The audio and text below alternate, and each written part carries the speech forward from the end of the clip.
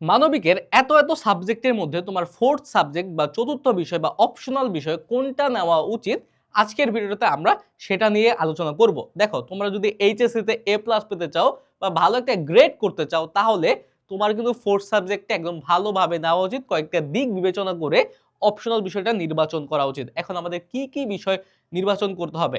এখন আমার এতগুলো সাবজেক্ট রাখার কারণ কি? এতগুলো সাবজেক্ট রাখার কারণ হচ্ছে মানবিকে অনেক অনেক সাবজেক্ট এক একটা কলেজে এক একটা চয়েস দেয় যে তোমরা কোনটা ফোর্থ সাবজেক্ট হিসেবে নিতে পারো। যেমন অনেক কলেজ আছে যেখানে অর্থনীতি এটা ফোর্থ সাবজেক্ট। যেমন যখন আমি নটরডেম কলেজে পড়েছিলাম তখন আমাদের বলছে তোমার যেহেতু 4টা গ্রুপ সাবজেক্ট, যেই কোনো একটা তুমি ফোর্থ সাবজেক্ট হিসেবে নিতে পারবা। এরকম কিছু কিছু জায়গা আছে যে যুক্তিবিদ্যার কৃষি শিক্ষা, এই দুটার মধ্যে একটা ফোর্থ সাবজেক্ট নেওয়া লাগে। কিছু কিছু জায়গা আছে মনোবিজ্ঞান আর যুক্তিবিদ্যার মধ্যে বলে দেয় যে এই দুইটার মধ্যে তুমি যেটা ইচ্ছা ফোর্থ সাবজেক্ট হিসেবে নিতে পারো। আবার কিছু কিছু জায়গা বলে অর্থনীতি ফোর্থ সাবজেক্ট, কারণ অর্থনীতি কি কঠিন। এখন ফোর্থ সাবজেক্ট নেওয়ার আগে আমাদের কিছু বিষয় বিবেচনা করতে হবে, যেহেতু এটা একটা গুরুত্বপূর্ণ সাবজেক্ট। আমাদের ফার্স্ট অফ অল কোন দিকটা বিবেচনা করতে হবে? সব সময় মনে রাখবা দুই রকমের বিষয় ফোর্থ সাবজেক্ট নিবা। একটা হচ্ছে সবচেয়ে কঠিন, আরেকটা হচ্ছে সবচেয়ে সহজ। এই দুইটা বিষয়ের মধ্যে একটা ফোর্থ সাবজেক্ট নিবা। হয় ফোর্থ সাবজেক্ট নিবা যেই সাবজেক্টটা তোমার, যেহেতু 4টা গ্রুপ সাবজেক্ট, এর মধ্যে একটা হচ্ছে ফোর্থ সাবজেক্ট নিবা। যেটা তোমার কাছে সবচেয়ে কঠিন মনে হয় সেটা ফোর্থ সাবজেক্ট নিবা, অথবা সবচেয়ে সহজ। যেমন আমি কোনটা প্রিফার করি, আমার কাছে সবচেয়ে কঠিন মনে হতো লজিক, আমি এটা ফোর্থ সাবজেক্ট নিয়েছিলাম। সবচেয়ে সহজ যেটা মনে হয়, যদি তোমার কাছে সবচেয়ে সহজ মনে হয়, ধরো তোমার সবচেয়ে সহজ মনে হচ্ছে সিভিক্স, তাহলে সেটা ফোর্থ সাবজেক্ট নাও। কেন? সবচেয়ে কঠিন সাবজেক্ট তোমাকে হেল্প করবে পাস করতে, এ প্লাস সিকিউর করতে। আর সবচেয়ে সহজ সাবজেক্ট যেটা, সেটা তোমাকে হেল্প করবে এ প্লাস সিকিউর করতে। কিভাবে? এখন তোমাদের প্রশ্ন থাকতে পারে, দেখো সবচেয়ে কঠিন সাবজেক্টে কি হয়, সাপোজ তুমি ইকোনমিক্স একটুও পারো না বা লজিক তুমি একটুও পারো না। এখন এই জিপিএ 5, এই 5-এর মধ্যে 2 পাইলে কিন্তু তোমার জিপিএটা সিকিউর হইতেছে। আর যদি তুমি হচ্ছে ফোর্থ সাবজেক্টে ফেইলও করো, অত একটা সমস্যা থাকবে না। যেমন আমার একটা ফ্রেন্ড ছিল, ও হচ্ছে ম্যাথ পারে না কিন্তু ইকোনমিক্স নিয়েছে, কিন্তু ইকোনমিক্স নিয়ে এখন আটকে গেছে। এখন ও কি করবে?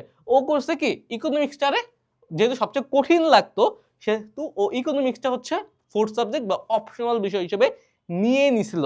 এর কারণে ওর হচ্ছে প্যারা কমে গেল। কারণ হচ্ছে কি, ওর আর 80 পাওয়া লাগলো না এ প্লাস পেতে। ও যদি মোটামুটি 50 পায়, তাইলে কিন্তু কি এ প্লাস ওর হয়ে গেল, সিকিউর হয়ে গেল।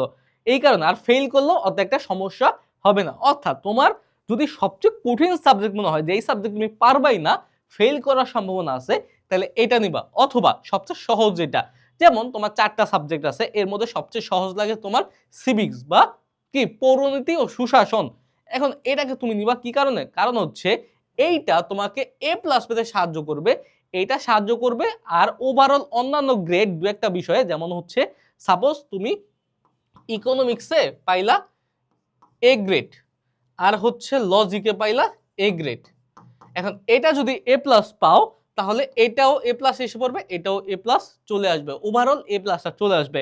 এটা নিয়ে আমরা ইন ডিটেলসে অন্য একটা ভিডিওতে বিস্তারিত আলোচনা করব। কিন্তু আজকে এইটুকু জানো যে হয়তো সবচেয়ে কঠিন সাবজেক্টটা হচ্ছে তুমি অপশনাল হিসেবে নিবা, অথবা সবচেয়ে সহজ সাবজেক্টটা তুমি অপশনাল হিসেবে নিবা। এখন আসি আমরা মেইন আলোচনায়, যে অর্থনীতি বিশেষ করে তোমার সব জায়গায় থাকে হচ্ছে যুক্তিবিদ্যা, কৃষি শিক্ষা, মনোবিজ্ঞান, আরেকটা সাবজেক্ট আছে যেটা হচ্ছে গার্হস্থ্য। এবং গার্হস্থ্য হচ্ছে মেয়েদের, বিশেষ করে গার্লস কলেজগুলো থাকে। গার্হস্থ্য নিয়ে আলোচনা করতে চাই না আমি। হচ্ছে আবার ভূগোলও থাকে। এখন দেখো কে কোনটা নিবা। আগে ভূগোল আর মনোবিজ্ঞান নিয়ে আলোচনা করি। ভূগোল আর মনোবিজ্ঞানে চিত্র আছে, গ্রাফ আছে। এখন এখানে প্র্যাকটিক্যাল মার্কস আছে, প্র্যাকটিক্যাল মার্কস কত? 25 25 50, 25 যোগ 25, 50 মার্কস তোমার হচ্ছে প্র্যাকটিক্যাল। অর্থাৎ যে একদম ইজিলি এ প্লাস পেতে চাও, ক্লাস কিন্তু সকল কিছু এই কোর্সের মধ্যে দেওয়া আছে। সুতরাং ক্লাস নিয়ে সমস্যা না, তুমি পড়বা কিনা এটা আগে নিজেকে বুঝাও। যদি পড়ার ইন্টেনশন থাকে তাহলে এটা নিতে পারো। চিত্র বুঝার বিষয় আছে, তারপর গ্রাফ আঁকা লাগবে, প্রচুর গ্রাফ আঁকা লাগবে। তারপর প্র্যাকটিক্যাল খাতা মেনটেন করা লাগবে, প্র্যাকটিক্যাল খাতায় অনেক চিত্র আঁকা লাগবে। কিন্তু প্র্যাকটিক্যাল খাতায় মোটামুটি বাংলাদেশে প্র্যাকটিক্যালে ফুল মার্কসই পাওয়া যায়। 50 নাম্বার তো তুমি এখানেই পেয়ে যাবা। 160 লাগে তোমার টোটাল এ প্লাস পেতে। এর মধ্যে তুমি কোনো লেখাপড়া ছাড়াই 50 নাম্বার শিওর পেয়ে যাবা। আর যদি তুমি প্রথম পত্র আর দ্বিতীয় পত্র মিলিয়ে তুমি আর কত 110 পাও, তাইলেই তোমার মোটামুটি এ প্লাস হয়ে যাবে। সুতরাং এই মনোবিজ্ঞান আর ভূগোল তোমরা যারা বিশেষ করে সায়েন্স থেকে এসেছো তোমরা এটা রাখতে পারো। আর হচ্ছে যুক্তিবিদ্যা আর কি শিক্ষা, এই দুইটাই সহজ বুঝে পড়লে। যুক্তিবিদ্যা এমন একটা সাবজেক্ট যেখানে 100তে 100 পাওয়া পসিবল, 100তে 100 পাওয়া পসিবল, কিন্তু বুঝে পড়া লাগবে। যদি বুঝে পড়ো, এটা হচ্ছে ম্যাথের মতো, পারলে হচ্ছে ফুল নাম্বার। একটা সৃজনশীল যদি লিখতে পারো 10এ 10 পাবা, না লিখতে পারলে 0 পাবা, এইরকম কিন্তু সহজ। আমি আবারও বলি সহজ, খুবই ইন্টারেস্টিং একটা সাবজেক্ট। যেমন কয়েকটা, যেমন তুমি যদি প্রথম 6টা পড়ো বা 3 4 5 6 এই 4টা পড়লেও তুমি সব পারবা। এরকম যে অল্প পড়ে কোনগুলো পড়া লাগবে ক্লাসের মধ্যে আমরা বলে দিচ্ছি, ওই ক্লাসগুলো করো। এই কোর্সের সাথে যে ইবুকটা আছে, ওই ইবুকের যে সাজেশনগুলো আছে, সাজেশনটা দেখো। আর্টসের জন্য ভাইয়া আমরা তোমাদের যা সার্ভিস দিব, আমরা তোমাদের যেই কোয়ালিটির পড়ালেখা দিব, এটা কেউ তোমাদের দিতে পারবে না। ওকে, এই যুক্তিবিদ্যা কি শিক্ষা এগুলো গেল। তারপর কি শিক্ষা কি, তোমরা 9 10 যেমন কৃষি শিক্ষা পড়ছো, ওই নর্মাল কৃষি শিক্ষা পড়াই। ওকে, এই জিনিস। সুতরাং প্র্যাকটিক্যাল তুমি যেই প্র্যাকটিক্যাল সরি ফোর্থ সাবজেক্ট তুমি যেইটাই নাও না কেন, জাস্ট দুইটা জিনিস খেয়াল রাখবা, হয়তো কঠিনটা নিবা অথবা সহজটা নিবা। যেইটা নিবা ওইটাই লাভ। যেমন আমি আমার কাছে যেটা কঠিন লাগছে ওইটা আমি নিছি।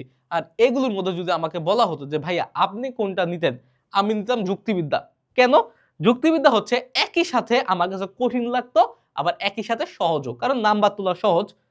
তারপর কৃষি শিক্ষা, কৃষি শিক্ষা এমন একটা, বাংলাদেশের প্রায় 70% স্টুডেন্টদের ফোর্থ সাবজেক্ট থাকে কৃষি শিক্ষা। ভালো একটা সাবজেক্ট, আমাদের সবচেয়ে নতুন সাবজেক্ট, সবচেয়ে ভালো ক্লাস কৃষি শিক্ষায় করানো হয়েছে। সবই ক্লাস ভালো, কিন্তু সবচেয়ে আপডেটেড ক্লাস, আপডেটেড বইয়ের উপরে। সুতরাং কৃষি শিক্ষাও তোমরা রাখতে পারো। এই কয়েকটা দিক যদি বিবেচনা করে নাও, তাহলে আশা করা যায় তোমার ফোর্থ সাবজেক্ট নিয়ে কোনো সমস্যা হবে না। এরপরও তো অনেকে সমস্যা ফেস করবা না, করবা, আমরা আছি কি করতে, আমাদের ইনবক্সে জানাবা, আমরা তোমাদের এই সমস্যাগুলো সমাধান করে দেবো। তোমাদের মনে যদি অন্যান্য ডাউটও থাকে আমরা সেগুলো ক্লিয়ার করে দেবো ইনশাল্লাহ। ওকে, তাহলে আজকের এই ভিডিওটা এই পর্যন্তই থাকলো, আবার দেখা হবে। সেই পর্যন্ত সুস্থ থাকো, ভালো থাকো, আসসালামু আলাইকুম।